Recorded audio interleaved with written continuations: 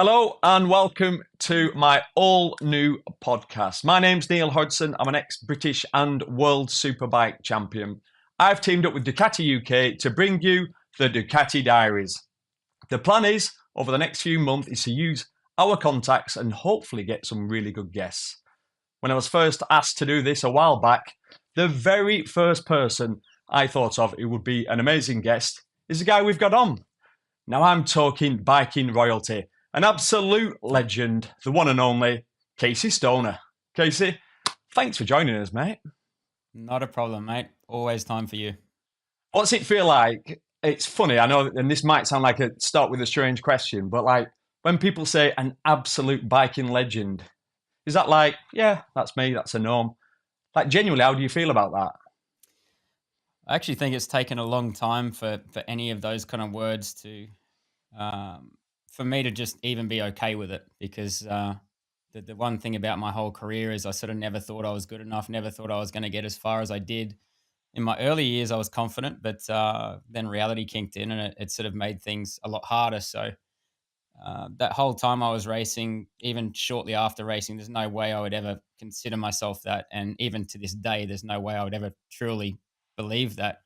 But it is, I have a lot of pride in my career and what I achieved. And, we achieved a lot more than others could. And so I think there's a lot of pride in that, being able to, accept that a little bit more now. And certainly, like I said, be proud of the career we had. Isn't it funny? I think it's such a motorcycle racer's mentality is that you focus on the negatives. You're always trying to achieve something and it's never quite good enough. And I know that that's exactly what you were like, but and that almost backs up your answer to you look at what you've achieved, but look what you didn't achieve because you wanted to achieve more. It's funny, but I look at you as someone who's achieved something that I wanted to achieve. So it's almost like it's not jealousy, but it's an envy. I look and think, God, imagine walking around being Casey Stoner. Like genuinely, I that's how I feel. But then there's people that race in British Championships and look at me and think, wow, imagine being Neil Hodgson. Like what a career he's got. So it's just funny that you weirdly can focus on the negatives, isn't it? And it's weird that. It's all relativity in the position you're in, and we all strive to be better, and especially the people who really don't strive to be better often find a neutral gear and they sort of plateau a little bit and don't go any further. But if they're content with what they've got, but if you're never content with what you've got, then you always strive for more, and not just out of greed, out of the want to be better, the want to improve yourself in every aspect. So it doesn't even need to be about motorcycle racing and what we were good at to want to be better at something as well. So I think it's a nice attitude to have a little bit more humbleness, I suppose, in the position you're in. Always believing there was a lot more to get, rather than thinking, yeah, I was damn good at this and I don't think you could be much better. There was always more to get out of yourself, and the machine, whatever it is, there's certainly always more to get. Yeah. It's funny then I was just smiling, thinking most motorcycle races are like that. And some weren't. Some were that they'd walk around, they've won nothing, and they're walking around like they own the place. Thankfully, you weren't like that, and I wasn't like that, so that's good. The good news for you is, look at this pad here. I've got some questions for you. That's only a Now couple of pages. I know you pretty well, Casey. Obviously, I've known you for a lot of years, but there's loads of bits that I don't know, and I know that you started in dirt track. You were incredibly successful, but I don't know how you got into dirt track. I don't know if that was a family thing. Tell me, like, what first attracted you to riding bikes? To be honest, I don't know if I was allowed to have any other attraction. To be honest, I think it was, you're going to be a bike rider from when I was very, very young age, and I'm not only one to think that. I think my parents have stated that enough times to certain people, and I was sort of pushed in that direction. My elder sister, who's 6.5 years older than me, she actually raced a little bit of dirt bikes and dirt track before I was born, and when I was very young. So it was sort of a natural progression to go and do a little bit more of that. And I think because at the time road racing was a lot more similar to dirt track, that was our sort of way in. There was no mini moto in Australia. There was no junior road racing program. So as close as we could get to anything to do with the road was through dirt track. I started racing at 4, 5. You can start road racing at 14, 15, but that was a long way away, and Europe was always way ahead of us on that part. So doing dirt track was as close as we could get to running corner speed, finding traction, finding grip, and it was the best stepping stone for us to go to road racing. And did you realize at the time that you were what's not the word groomed is not the word, but well, yeah, you were being groomed to be a professional motorcycle racer, or obviously that's your only one reference point. That was the norm. Did that just feel norm, or did you think actually this feels a bit intense? Or how did you feel about it? I think it's hard. It's not until I sort of reached my mid-teens where I started to have a bit of a reality check on what I was actually doing. Before then, I was competitive. I'm not as competitive as people think. I'm a lot more competitive internally rather than externally versus other people. I always challenge myself to things. So all those younger years was just getting the job done that I was expected to do. I enjoyed winning. I loved it, but I enjoyed perfect laps, perfect races, as close as I could get to that. And from a young age, I always sort of challenged myself constantly to be better. So I didn't just win races. I tried to win them. If I won race by 5 seconds in a 4 lap race, I'd try and win. I'd try and get to double that by the end of the day if I could. So that always kept me sharp, and it stopped me from being sort of complacent in the position that I was at. And it wasn't until sort of 16, 17, 18 that reality kicked in. I'd had a couple of years road racing in the UK and Spain, been rather successful, and then you get to world championships, and maybe an engineer that wasn't sort of didn't have your best interests at heart, and very nearly finished my career right there after my first year of world championships, just because of the reality of how hard it was in comparison to everything else I'd experienced up to that point. And it was a real reality check for me, and I think it was then that I started to consider everything around me and consider how and why I got to the position that I was in. And that's when the mind started to change a little bit, and realized that really was being groomed my whole life just to sort of be here and be put on a track and try and win. And that was my seemingly most of my existence. So how old was you then when you moved to England? I was 14 when I went to the UK. Just Who 14. made that decision? What was that like? Do you sit down as a family and go, listen, you've you've reached the limit here in Australia. We need to go to Europe. Is that how it went? No, very, very different story to that. We'd pretty much reached the limit in dirt track. I was challenged year to year by different people. A couple of young racers in Australia were very, very competitive, and I still think they would have been incredibly successful overseas had their careers taken a different direction. But it was also generally the fathers putting a lot of pressure and forcing a lot of things that they really struggle with, and I think that's why a lot of them weren't able to be a little bit more successful and sort of follow the path overseas. For me, it was there was a new category that had just opened up in Australia. Normally, the minimum age to go into road racing, you had to be a senior, which was at 16 years old. Then you could start to ride a 125 or a 250 production bike, etc. And we had a new category come in at 14 for a Moriwaki GP80, and we were planning on doing that. So we got all our license done, and we had everything ready to go road racing. Most of my competitors were sort of 6 months to 12 months older than me, so they'd already been in the class racing for a little while. And unfortunately, one of the things you had to have to race in that category was to join a club, and there was only one club in existence in Australia, and it was run by parents of riders that I'd raced my whole career, and they didn't want me racing, so they just refused my application, and basically it was go overseas, which we had lots of options in terms, not options, but we had maybe going to Indonesia and running underbone racing or something like that over in Malaysia. and through my father's right of abode, through my grandparents, we had the chance to go to the UK and do the Aprilia Challenge, and that's where we decided to go. So it was, yeah, it was a tough call for sure. Um, but it was either spend another 2 years doing dirt track in Australia or get overseas and try to make the most of it while we could. So it was our hand was forced more than a decision made. And I've never asked you this before, but did you want to? Um, I think I'd been convinced of a dream, I suppose. Yes, I loved riding bikes, and I really did enjoy racing. But there was lots of other things that I really enjoyed as well, but just never had the opportunity and never was allowed to do anything else. So, motorbikes for our budget, everything. Fortunately, dirt track was probably the cheapest way that you could go motorbike racing.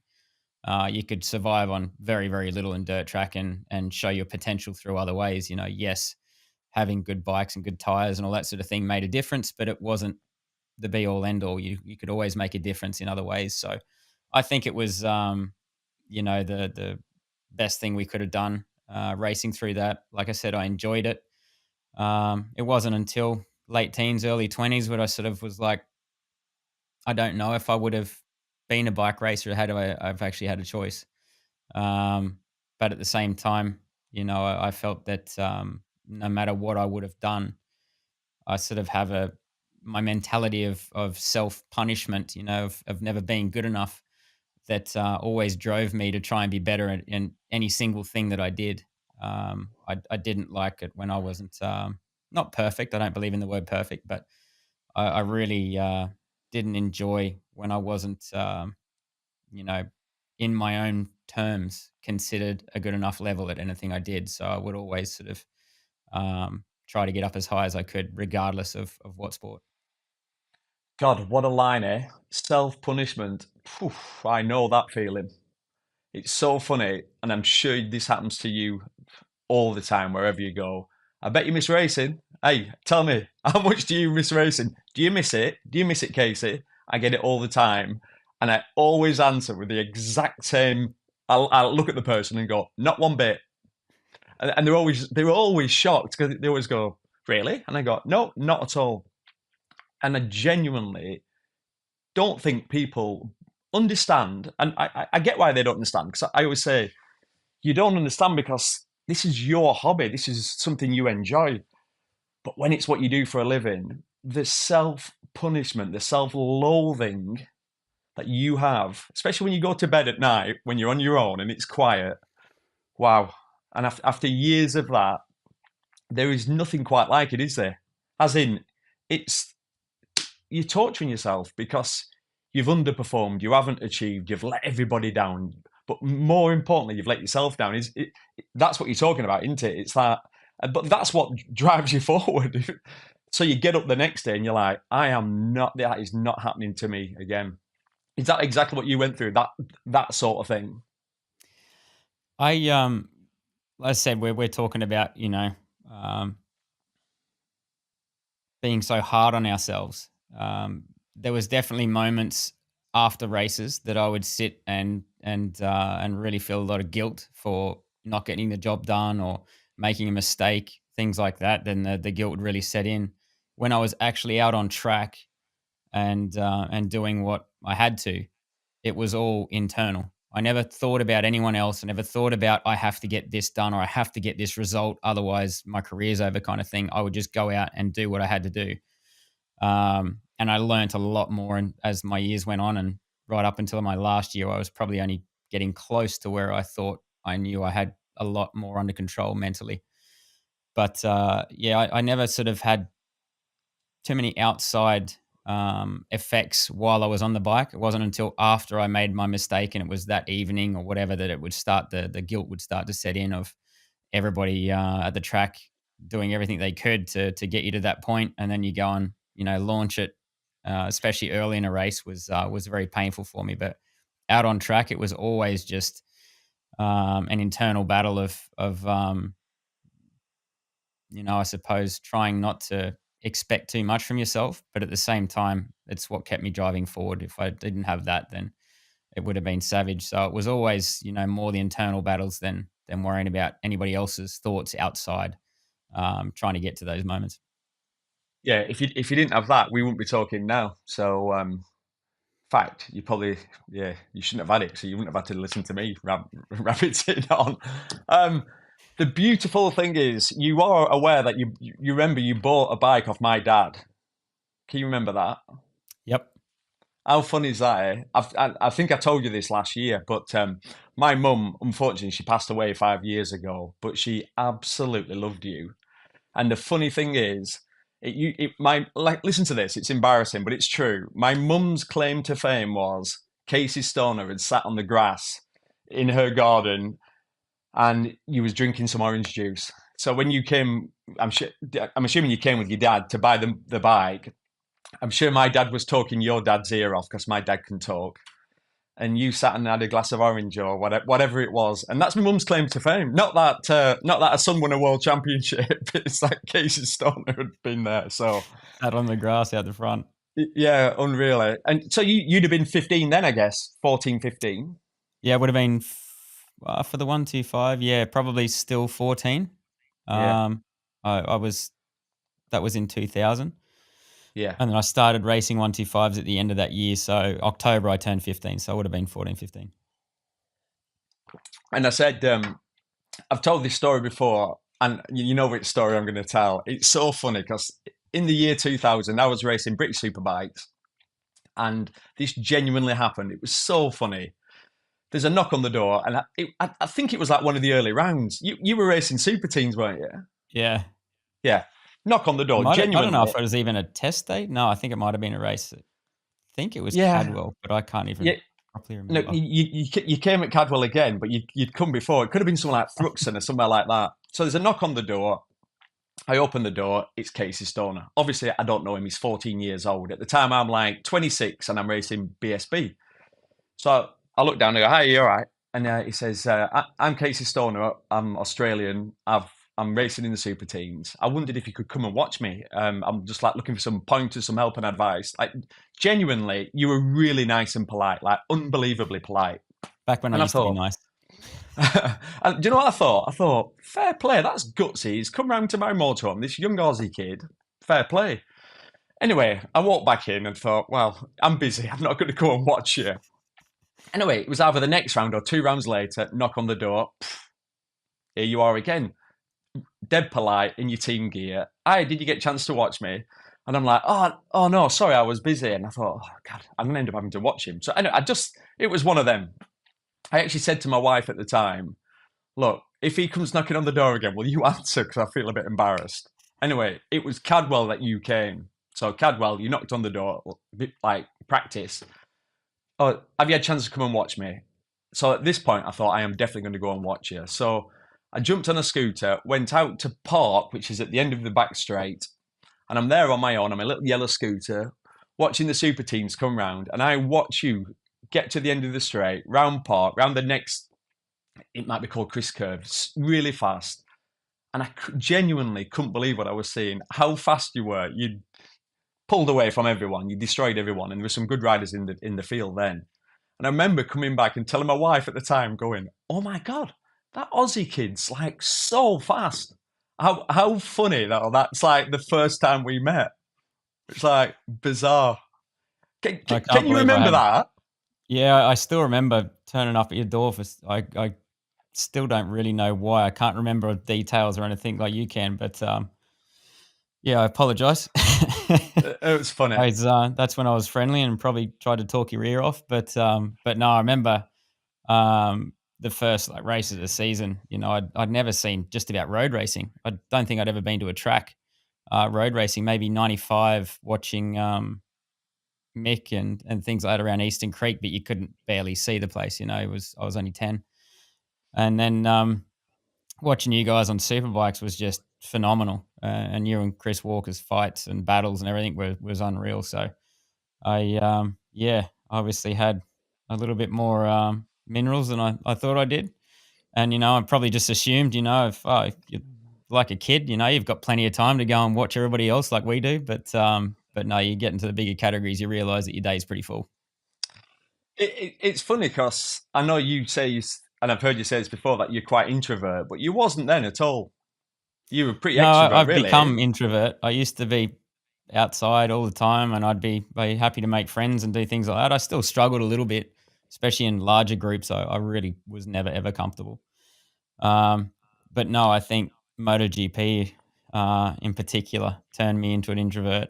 And when you start getting called all sorts of crap and having all sorts of pressure on you, it was kind of like, well, I just want to go and wrap up in my little cocoon now. So it took its toll on me pretty early, to be honest. And I went from someone that was always happy to be out and chatting with people to someone that wanted to sort of be closed off and away from it a bit. Yeah, it's interesting because 'cause I've known you in different periods. I knew you in that first period when you were that super happy-go-lucky and exactly how you just described, out and about. And then the period where you had a lot of success, I never saw you because I was living in America, racing in America. So, and then subsequently, I've seen you after when working for TNT Sport, where you seem back to your normal self. So I missed that period where you've obviously, well, you took a lot of heat, didn't you? Yeah, It you was missed a good you missed the right bit then, because it wasn't that I was still not friendly. Just people, it was a tough time. The media was everybody was against me, sort of thing.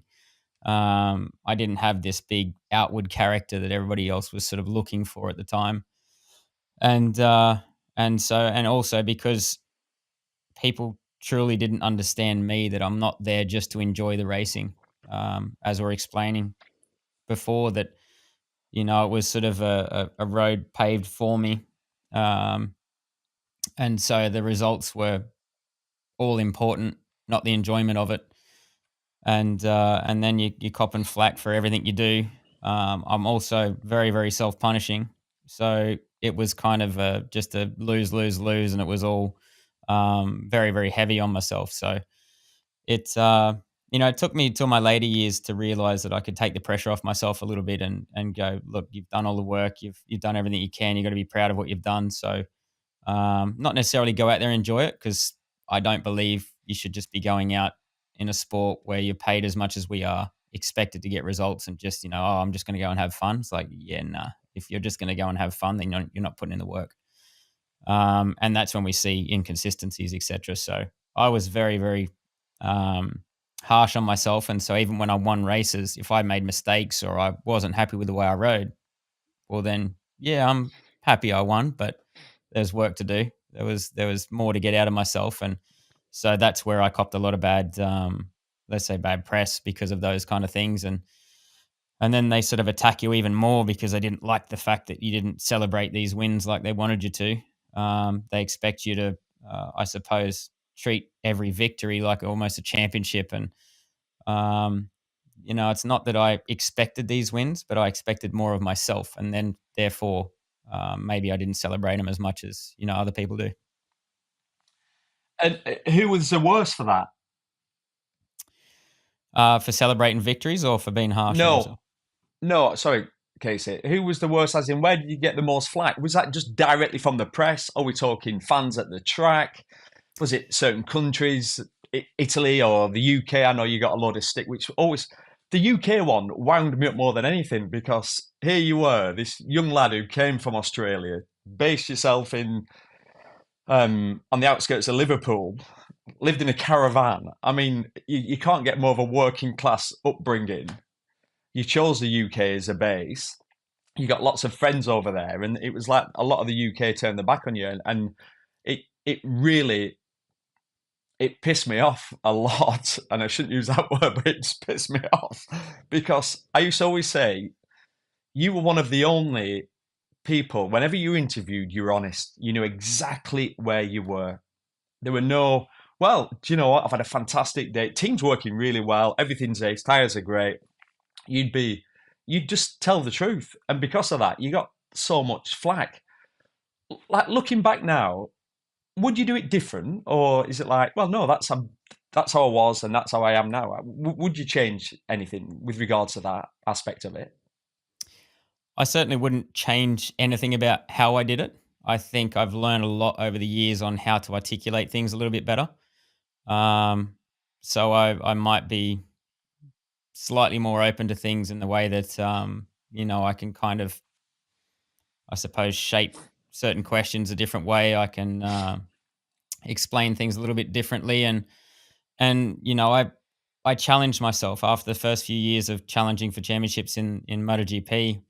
I really learnt a lot on how to approach certain people, and I started to read each person individually, whether it be my competitors, whether it be the press, etc. Sort of knowing how to deal with each of them on an individual rather as just as a whole.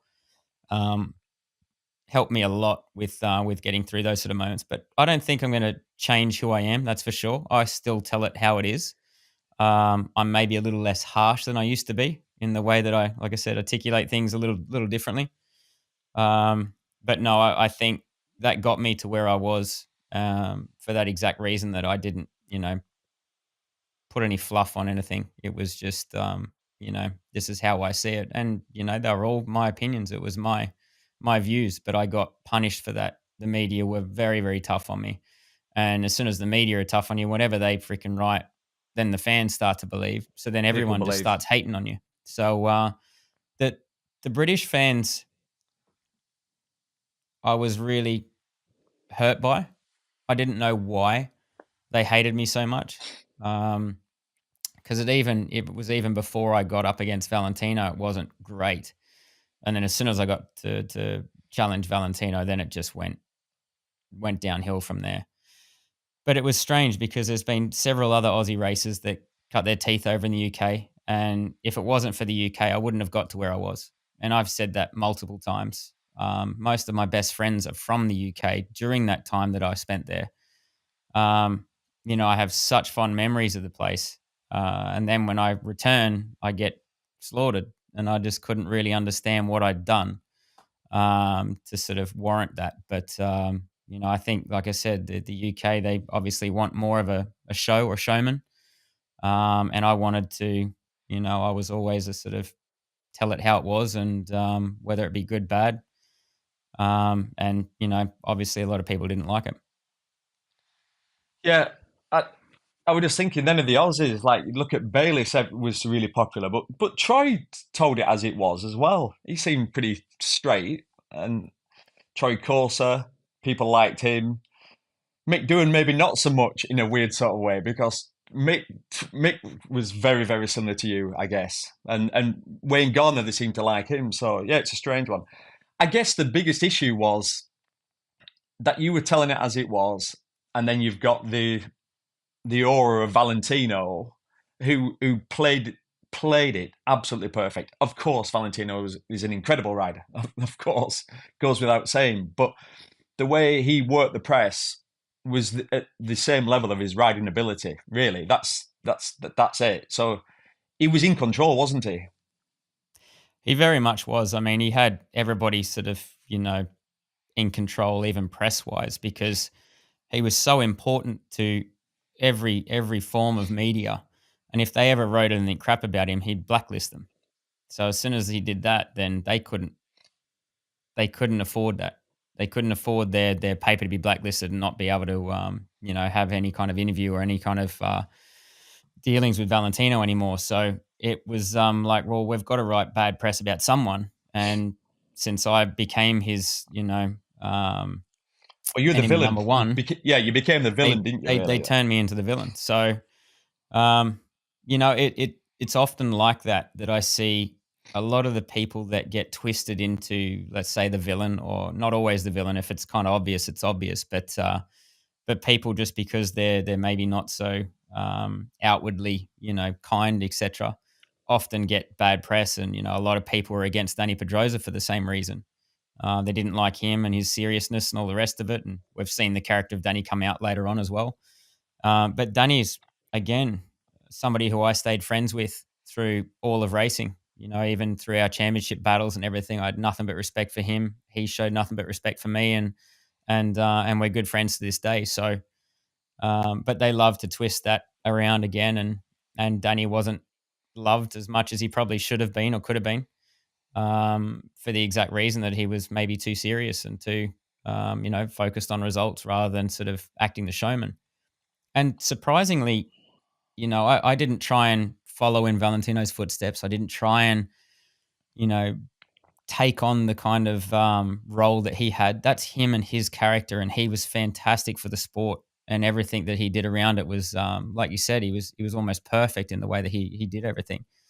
Um, but I never tried to be that person. And yet I see a lot of people since me and since my racing try and be this same character, try and grab a hold of Valentino's, I suppose, fan base and do things like that. But then it's so put on, it's so acted, and yet they still love them for it. And I'm like, well, maybe I just sort of been that false, person basically out there and played the fool, I suppose, and tried to get all this sort of attention. But it's never been me. I never wanted attention. All I wanted to do was go and race bikes, and I still wanted to entertain, but I didn't want to entertain because you wanted it. There's entertainment enough in what we do, and how close we race. Yeah, you could actually say the same happened with Mark Marquez, going back to what happened in Malaysia all them years ago. From that moment on, obviously I'm at well, I have been at every MotoGP since, was it 2016? I And think so. Mark was booed for years and years and years. And it's I find it so entertaining now. I'll go on social media, and I know I shouldn't. I'll go on and I'll read some punter, and it'll be whatever MJ46, and it'll go, do you know what? I'm starting to think Mark Marquez is not a bad rider, or I'm starting to respect Mark Marquez, and I'm reading it thinking, yeah, the 8-time world champion who rode for Honda for all those years when definitely the bike wasn't at its best, who will do anything to win, who has, I know he's done some dangerous things on the track over the years and he's been punished for it, but I tell you what, he's done some amazing things. And you get some punter going, I'm just about starting to respect him. And I'm like, but that is the ripple effect, the knock-on effect from 2016, from the hate from Valentino. He became definitely the enemy number one, and he's had to fight his way through it. It's exactly the same, isn't it? Yep. No, it's the thing is though, Mark to a certain degree deserved his criticism. He tried to get in there, even though everybody blames Mark for the whole thing. People forget that Valentino started it. Mark's Mark. We've watched him do that all through his racing, and then Valentino started a war of words. They were all friends, and all the rest of it. Then Valentino started something, and then Mark retaliated because he didn't like it, and then of course everybody blows up about that, forgetting that Valentino went and poked the bear. If somebody rides aggressively and you know that they're capable of that, don't go and think you're above them to scare them out of it. You're not going to scare someone like Mark Marquez out of it. So all he's done during a championship year that he could have potentially won again is literally poke the worst rider on the grid to poke someone that can beat you, someone that's faster than you, and someone that can potentially take you out of a race or a championship. So I see it all the time in Supercross. I do not know why people create feuds with people that can literally go and clean them out and they don't care. And then your championship's done. And you go and try and, create blame for someone. And it's like, well, you just needed to keep your cool a little bit more in that situation. And it's hard, not all the time, but when you're getting old enough, you should know better. And, just to see all that kind of stuff after that many years, I think when Valentino was at his height before myself, Danny, Jorge got there, he used to be able to get in the minds of the riders around him. And I still think he believed that happened. But all he did when we were there, the younger generation, I suppose, was strengthen us.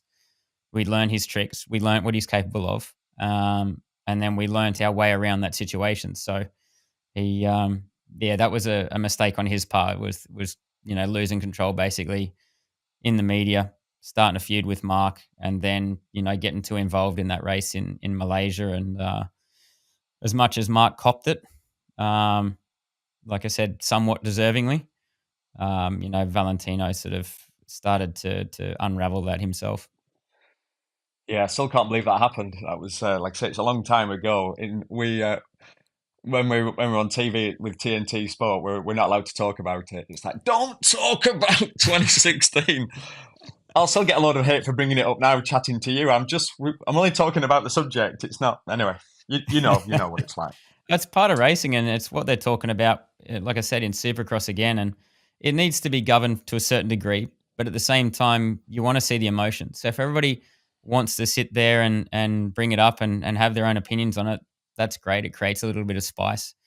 Um, but at the same time, being on the receiving end ain't always nice, and both of them have been on the receiving end. So it's Mm. been interesting to see how it all panned out. With Supercross, and I know there'll be people listening that probably aren't into Supercross. I watch it sporadically throughout at the start of the year, and some of them takeouts are so bad though. For me, there should be more penalties. It's like, and I know penalties are boring, but bloody hell, there's got to be some rules, aren't there? You can't, especially with the layout of a Supercross track with their little 180 hairpin berm corners. When Bam Bam comes in at a bizarre angle and just rides through someone, you're like, you can't do that, surely. But like you said, a lot of it that they've created the drama between each other, and Well, we're, it's we're the starting to see it now in MotoGP. People are just seeing a gap and taking it. It's like, mm, yes, but there's a rider there. You don't just go in and clean them out. If you go in there without a thought process, and you'll just see a small piece of tarmac and go, I want that. I don't care if someone's there. That's not okay. It goes down to that something that's, for me, incredibly immature way of thinking, which is to win at all costs. I hate that way of thinking. I mean, if you stop and actually think about what you're saying or what somebody is willing to do, it's the lowest of low, in my opinion. It's basically saying, I'm not good enough to win, so I will take whatever road I need to get it done. That's not winning. Anyone can go for a cheap shot and make it happen, especially if you can get away with it, like you seemingly can in Supercross. But to outsmart someone, outthink them and outride them is far better. You can still get in close. Occasional bumps happen. That's part of racing. But when you're going in there with intent to either take someone out or without even worry that you are going to hit someone just because you want that piece of track, for me, that's a thoughtless way of racing. It's not actually, being intelligent. Number one for championships. Number two, you can also bring yourself down, which we see a lot of those guys do in Supercross. They go in for a clean out move and take themselves down as well. So it's like, well done. Yeah, that was really worth it. But it's starting to happen in MotoGP, and unfortunately, a lot of the MotoGP ones are happening because of the bikes and the problems that we're seeing with all the aero and winglets. And the only way they can actually make an overtake is to risk it all on the brakes. So it's a bit tough for the MotoGP boys at the moment. you'll have seen the rule changes. I know it's not till 2027. What are your thoughts on that? With a smaller capacity, a bit less fuel, less engines, slightly less aero. What are your thoughts? I think it's Ducati basically trying to get those rules implemented again. I think that they know that they're going to have an advantage in that situation. If you think about it, if you've already got a lot of power, everyone's got a lot of power now, and yet they've still got an outstanding difference. The gap's going to be bigger when you go to a smaller engine. That gap to them is going to be even larger than it is now. Number two, they're talking about heavier bikes, lighter. It's going to be easier. The braking points are going to shrink. When the braking point shrinks, there's less overtaking opportunities. The corner speed's going to pick up. They've already got aero. They've already got, overheating front brakes and tires and all this sort of stuff. Corner speed might pick up a little bit, which allows for less overtaking again. It's not like, 125s, 250s, Moto 3. It's not like that. There's still enough power to separate everyone, but everything's going to shrink now in terms of, overtaking opportunities, in my opinion. So they've done some of the right things with some of the stuff that's being removed, but the rest of it isn't even close to what it needs to be. I mean, I still feel like they're, Formula One cars with two wheels. We've got traction control and wheelie control and everything that Formula One doesn't have. Wheelie control isn't a safety issue, so I don't think that needs to be as as high a system, a higher functioning system as it is right now. I'd like to see, we've seen the ride height device and the start device that doesn't need to be there. I understand that bikes need to go forward technically to a certain degree, but there's a point that it has to stop. Motocross and supercross, traction control. Tell me why you're on the dirt and you need traction control. I understand for everybody that's the punters out riding and enjoying themselves in amateur racing, fair enough. But if you get to world championships, there should not be a such thing as traction control, wheelie control on those sort of bikes. So the FIM really needs to stand up and find a way to implement these rules and go, well, this is our standard, because Formula One has taken away so many things over the years. Adaptable suspension, the DAS system, they don't have traction control. There's all these things that everybody goes, oh, you need this stuff for it to move forward. Well, it doesn't necessarily have to. If you have, a set of rules that everybody has to stick by for 10 years, you've got a hard job to try and make a difference over everybody else. But right now, seemingly we have this never-ending, sheet that you can just do whatever the hell you want, and they'll just adapt the rules around you. And I'm like, well, this isn't, real. Not even for the engineers. You have to have parameters to stick within, so that everybody knows, where they stand, rather than, oh, that's a grey area, we can get around that. Yeah, it's interesting what you're saying, and I've got to say I'm with you on that.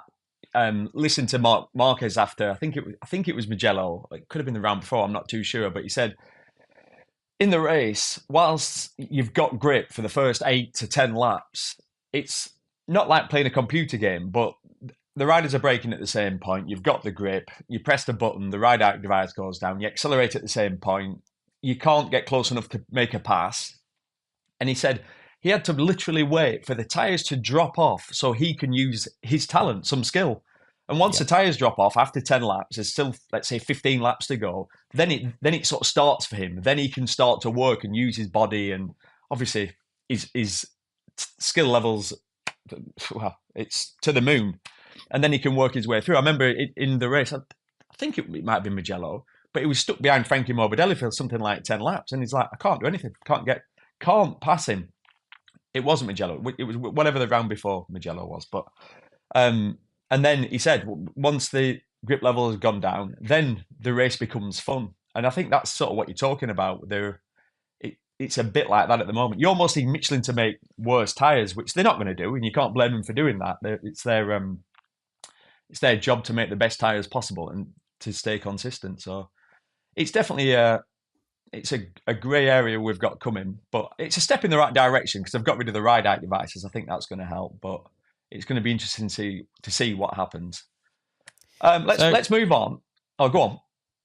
No, I was just saying, like the championship, as we've said in the commentary, I want to see these riders' talent. I want to watch a slow-mo instead of winglets bloody flexing. I actually want to see these guys sliding, controlling a wheelie, finding grip where there's no grip. That's what these things are about, and the challenge. And again, I'm often going to go back to Supercross and motocross as well, because for me it's the same fundamental problems that we've got in the FIM at the moment with the rules. They're just allowing too much.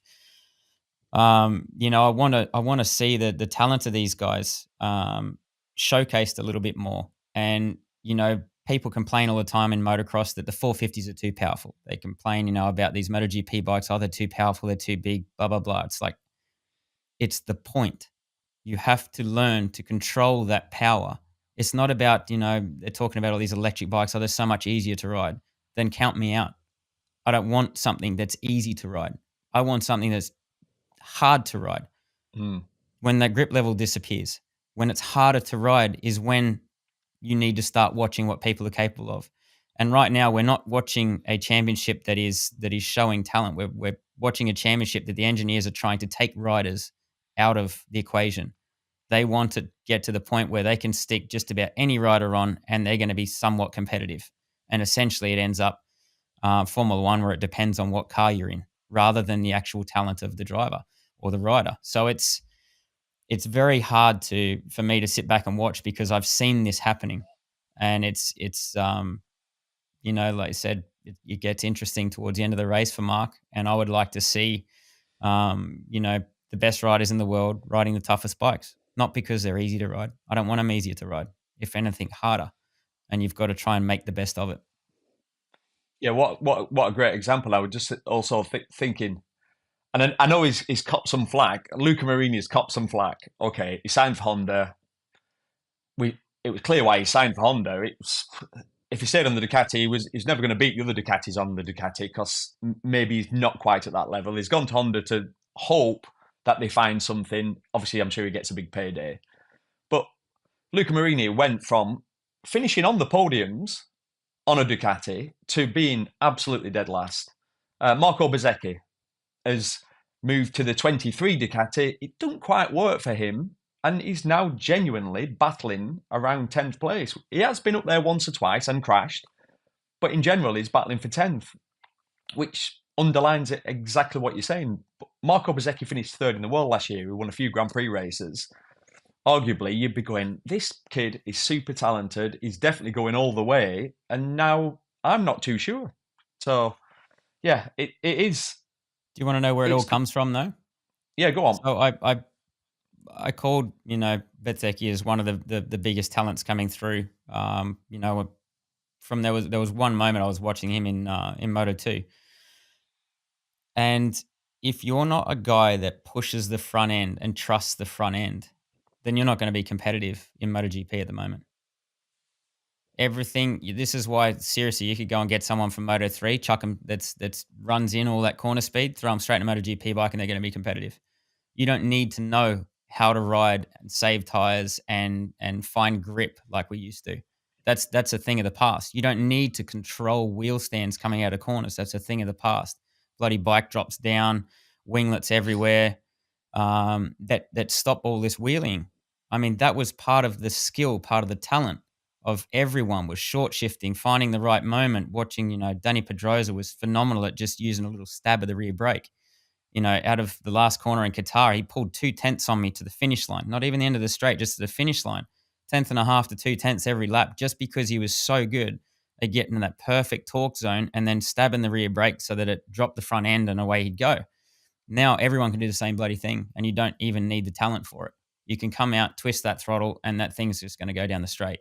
There's no skill for me in that. All you need to do now is be a late breaker, somehow get that thing to find that last, few millimeters of tire and have the feel in the front end, which I never grew up with. I was a rear end rider, and that's something that Marco Bezzecchi, I feel, is very good at it.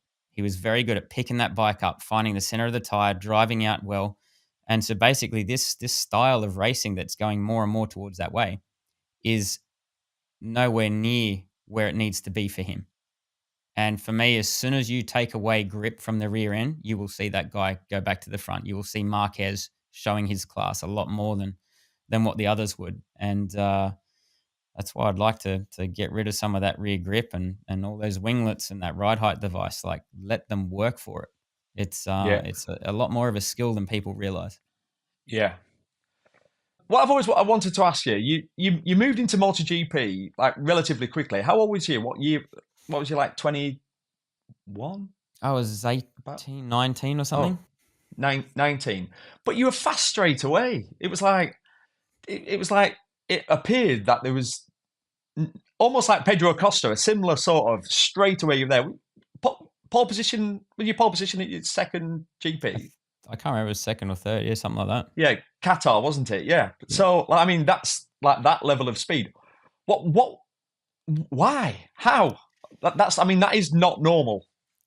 Well, I think it's because that goes back to the dirt track thing, and that's why it's become so popular these days. Mark's really made it popular again. But even when I was doing what I did, nobody seemed to cotton on to the fact that I grew up dirt tracking. So that's where I got my feel and things like that from. So going into 125s and 250s, you had to trust the front so much, and I was never comfortable trusting the front. I came from dirt track where I knew what the rear was doing. So that's where I found all my grip, and that's where I found all my time. I would turn the bike from the rear. I never really liked going in and trying to trust the front. So it took me time, 125s and 250s to get there for that. And then once I got to MotoGP, I was like, oh, this is so much easier. I don't need to worry about the front end so much. I can get in and be on the side of the tire for the smallest amount of time possible, get that rear tire up, square it up, and drive it out. And because of the throttle control, it not only helps you with traction, it helps you with wheelie control as well. So basically, you're short shifting and all these sort of different things, floating that front end at the right amount where you're getting as much traction and drive forward as you can. There's a point that you can float the front end that it's just perfect. You can almost go full throttle when you get it to that spot. And it allows you to be so much faster than everybody else. But getting to that point is tricky. So I think the whole dirt track really made MotoGP that much easier for me. So by the time I got there, where everybody's scared of the rear because the European riders aren't used to the thing moving around so much and having so much wheel spin. And even if they're not scared trying to find traction, where on a 125 and 250, you can kind of almost crack it on and not worry about it.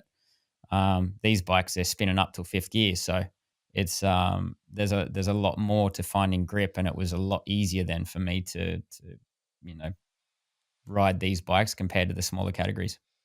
And can you remember your first ride on one? Almost can. I could picture bits and pieces of it. That was a beautiful bike, that V5. Mm, And I got off the Aprilia, the day before or 2 days the before, whatever it 250. was, 250, which was difficult to ride. Very, very difficult to ride. Probably the most, besides the '07 Ducati, it was the most difficult bike I've ever ridden. Um, Incredibly fast when it was in its window. When it was out of its window, it wanted to eat you alive. It was so stiff and it would just twitch and move. But not My God, only that, I saw you have some crashes on that 250. That oh, I still have nightmares about them, and that was from watching them. But literally, because the bike would go. yeah, that was my second race. I can't remember now on a Yeah, the one 250. in. That was in '02. I'm So trying to I'd only think been that road crash. racing for 2 years when I was in World Championship 250s, one step from the Premier class after only being on the road for 2 years. That was it definitely In wasn't at the the right deep class end. for me to go to, but it was our only option at the time. So it was we can look at it as a mistake, but at the same time it was our way in, and it was awesome. But that Aprilia 250, the second one, so in 2005 when I went back to it, was so incredibly hard to change direction. So when I got on the Honda, I was expecting this bike was going to be so much more difficult to change direction and all this sort of stuff. And the inertia obviously is so much less with that bike. It was way easier to change direction. So you're going off the end of the back straight in Valencia. You go left, left through that chicane right. That was the best example. The Aprilia trying to get that thing back over to the right was so bloody heavy and twitchy, and it was just nerve wracking going into that corner. Whereas the Honda, when I could slide it through that left and it just flick up, go boom over to the right, pick it up and drive and break in a straight line, I was just like, why is this so much easier than a 250? And it was just the way, I suppose, the motor and the inertia and the way that they've got everything running. Whereas um, the way the 250 went, I think compared to the Honda as well, the Aprilia was a lot more difficult to ride. But when it was on, it was incredibly good. I love how you mentioned the '07 Ducati. I mean, what a year! I mean, talk about what dreams are made of. You won 10 of the 18 races, and everyone thought the bike was so easy to ride. Not many people got the chance to ride that bike. I did, because I was your tyre tester. I did loads and loads of tyre testing that year. I was out. I was unemployed. I'd been racing in the AMA Superbike Championship for 2 years, Yep. '05 and '06. And at the start of '07, Ducati pulled the plug on the factory effort there in America, and I was left without a job. And I can't remember who got in touch with me, but they said, "Would you be interested in riding and doing some tyre testing for Bridgestone on the MotoGP bike?" Can you imagine? I'm like, I'm up for that. Yeah, definitely. And the funny thing is, I, like everybody else, I'd watched a few races, I'd watched you win, and I thought, that looks pretty easy, that bike. And I still, to this day, it was the most physical bike I rode. I rode it a lot at Mugello, which is lots of change of direction. Yep. And the last fast chicane, is it Biondetti 1 and 2? Is the Yep. fast that fast S through there? Bear in mind, I also had the advantage of being able to look at your data and how you could get the bike through there. It was like you'd gain half a second through that chicane on me. I could not get. Well, I couldn't get. And I'm not. I'm not embarrassed to admit this. I couldn't get within 2 seconds of what you could do around Mugello. And I tell you what, I had some soft tires trying a few times as well. It was that Ducati was just an animal. It's hard to ride, What wasn't it? like so hard to ride, but obviously at times you made it look so easy and you destroyed the opposition and everyone thought clearly the best bike on the grid by miles. Loads of electronics. That's all. By the way, that's all Casey Stoner ever does. He does this, and the electronics are sorted all out, which was I know was the exact opposite. If you let those And yeah, electronics sorted out, they would sort you out, I think. bloody hell, yeah, you'd end up in hospital. But yeah, what a privilege it was for me to ride that bike on numerous. I don't know, probably did about 10 tests, but that was some bike, wasn't it?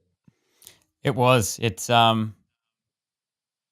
It wasn't, except for sort of, fourth, fifth gear, it wasn't really good at anything. It didn't go around the corners. It was pretty good under brakes. It was pretty stable under brakes. That's without a doubt. It didn't have sort of strong braking power, but it was stable, which was probably the first bike I'd ever ridden with such stability on the braking. So that was a really nice part to have about it. Fourth, fifth, and sixth gear, of course, it just came into its own. But the first three gears, we'd just get absolutely eaten alive. So any tracks that you come to where you have to just accelerate and really pump out of the corners, we were gone. We really, really struggled that. But we tried to just minimize the weaknesses and maximize its strength. And everybody saw what its strengths were. It's top speed. And with its top speed, we had some stable braking. So we basically just tried to sit at the front of races as much as we could and make everybody else work for it. Because if we didn't qualify well or we weren't at the front of the race early, it was very hard to chase people down. Because if they could get a few clean laps going, it was very, very hard to make the most of that bike. So basically, we sort of tried to maximize that strength and just try to deal with whatever we could through the corners because it really was very, very hard to get the thing to turn. Anything with stability like that, it was running too low. It wasn't enough pitch in it, which I finally got them to sort of make some changes in the later years when we didn't have that speed advantage, but we got the bike to turn a lot better. But in that year, it was certainly a challenge. But it did the job for me. My team did an amazing job. They weren't. They were the same as myself. I felt so privileged to have the opportunity to race a factory team. I'd just come from realistically, I'd pretty much signed for Yamaha, and then 2 years in a row they pulled the contract out from under our feet at the 11th hour kind of thing, and basically didn't have a ride for the next year. But fortunately, we signed with Ducati. I had motivation to basically show Yamaha that they made a mistake by taking that away. So I thought if I can get a couple of podiums and maybe one win this year, that's my goal. And then we did that in the first three Just races, four just the races. I 10 think we won wins. three of them. So we went, okay. So I've achieved my goals. All right, let's keep moving forward. And Christian Gabarini. So let's not forget, I was brought in as a replacement for 1 year. So Loris Capirossi was Ducati's golden child. Marco Melandri had already been signed for 2008. I was a fill-in guy. I was paid very good for me, but I was paid very, very little in comparison. And Christian Gabarini was brought in to be my engineer. He'd never been a chief engineer either. So we were both just sort of like, they're both cheap. Let's just throw them in for this year, and then we'll bring Marco and that in alongside Loris for the year after. And then both of us had the same attitude. We appreciated the position we were in. We worked really fantastically together. And then we never looked at everybody else's bike and went, the grass is greener over there. We went, this is what we got to work with. So we sort of never got to that that stage, I think, that a lot of other riders on the Ducati were comparing to the Honda and to the Yamaha and Suzuki and all that sort of thing. And it was like, no, this is what we've got, and it's got its strengths. So we just need to try and make the best of it. And without my crew that I had, my engineer, it would have been a lot tougher year. But I think that's why we stayed together through the rest of my MotoGP career, because they were just fantastic at that. Never say never and never give up, and just kept trying to find solutions no matter what. Clearly, you did a very good job. So you retire at 27, and I'm sure you've been asked this loads of times, but I've never asked you this. Was it like you thought? Was it the yes, I am so happy, this is great, or I don't know what goes through your head? So most people that retire, let's say early, are either forced into retirement. They feel like they've left a lot on the table, and so their careers sort of in their minds was never complete. So and a lot of these people still had, racing was their life. Racing wasn't my life. I still had a life out of racing that I wanted to have. There's so many other things that I really enjoyed doing, and other things that I wanted to sort of, I suppose, achieve on a personal level outside of racing. But while you're racing, that's the only thing you can do. You can't risk it doing anything else. You can't risk injury. You can't risk all sorts of other stuff. When you did have time to maybe go and do something, you're probably bloody half injured or too exhausted. You just needed time off. So your whole world did pretty much revolve around racing, when I wasn't that guy that needed that. People, when they get to the track, their whole world is about racing and the bike and what they can do. Whereas I would be working in the garage with my technicians, and then as soon as I basically left the garage and went back to the motorhome, I barely thought about what was going on the track. I'd get on and do some gaming and things like that, get my mind away from it, almost as far away from it as possible. People would come in and try and engage on chatting about what was going on, and I wasn't interested. Occasionally I was, when I sort of wanted to know what somebody else was doing, or if there was some things that I could improve, and I was watching the session in my motorhome, re-watching to see what I could improve on. But I would basically do it in small slots and it was the same thing when I was on track. Quality, not quantity. So rather than surround myself entirely for a whole weekend or a whole year, whatever it is, my whole life about racing, I would be like, no, this slot is about racing. This is when I need to concentrate. You can only give 100% for a short amount of time. Nobody can give 100% the whole time. You'd drive yourself crazy. You could not keep things in perspective. You couldn't understand each change that you make. It's the same thing when you see the pros play golf. They cannot give all their full concentration for all 4 rounds and all 18 holes and every shot on it. They pull their concentration for the most important shots, and then they basically relax a bit on the shots that they know they've got a bit of leeway. And it's the same thing. It's I didn't need to do as many laps as other people. I would put a lot more effort and put a lot more concentration into that shorter stints and get more out of it. So everybody sort of criticized me for it for years. And then after I retired, people started emulating me, trying to get more out of themselves faster when they got on track, rather than wasting time getting up to speed. So it's there's definitely lots of ways to do it. But for me, it was separating myself from it and making sure that I gave my full attention to it for shorter periods of time. And, I think it worked quite well. Not bad. Not bad. Last question then really is, what's the next chapter? You've been retired for over 10 years. You seem to have creeping back a little bit into the sport. Obviously, you've done stuff with us, TNT, which we've all really enjoyed, and you've come across really well. What's next for Casey Stoner? I feel like you're at the halfway point in your life at your age. hopefully you live for longer. But you know, you've got a lot of years ahead of you. What are you thinking? To be honest, still trying to get over chronic fatigue syndrome.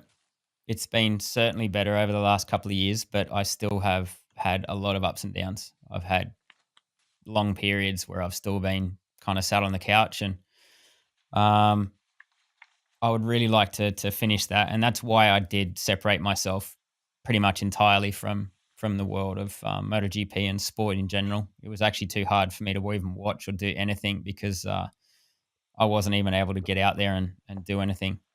So a lot of depression would sort of kick in over that. So I really sort of separated myself a little bit from the industry and from other aspects like that. And now I'm, slowly getting more interested in it again.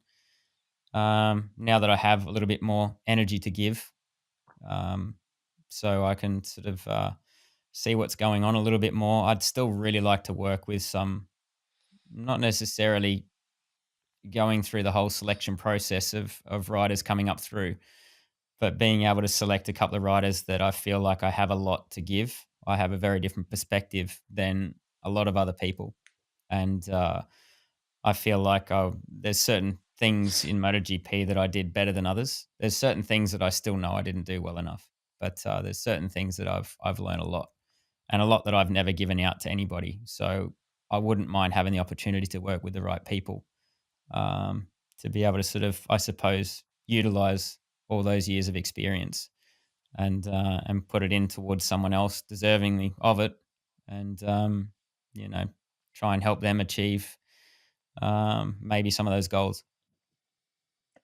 Okay, so I've taken up so much of your time. I'm looking at my timer now. We've talked for nearly 2 hours. Thank you so much. I know it's the evening there in Australia. It's the morning here on the Isle of Man. Um, Thanks. I knew you'd be pretty candid. I knew you'd be honest and open, which you have been. It's been an absolute pleasure talking to you. Thank you very much. It's always a good catching up with you, to be honest. And yeah, it was too many years in between them. Hopefully, we'll get to. I don't know if you plan on coming to Phillip Island again. I'll have to if you fancy it. I know TNT Sport will be all over having you as their number two pundit behind the old guy. No, yeah, I'm there for a little bit of information, especially around Phillip Island. I know why you want me there, but um, but no, it's a lot of fun working with you guys, to be honest, and I enjoyed it far more than I expected to.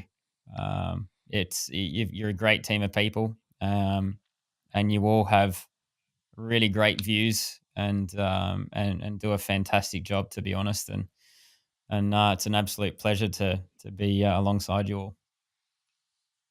Top man, top man. Well, that's it. That's the first Ducati Diaries. If you've enjoyed it, please tell your friends and listen out. There's going to be plenty more coming soon. So thanks for listening, and we'll be back soon.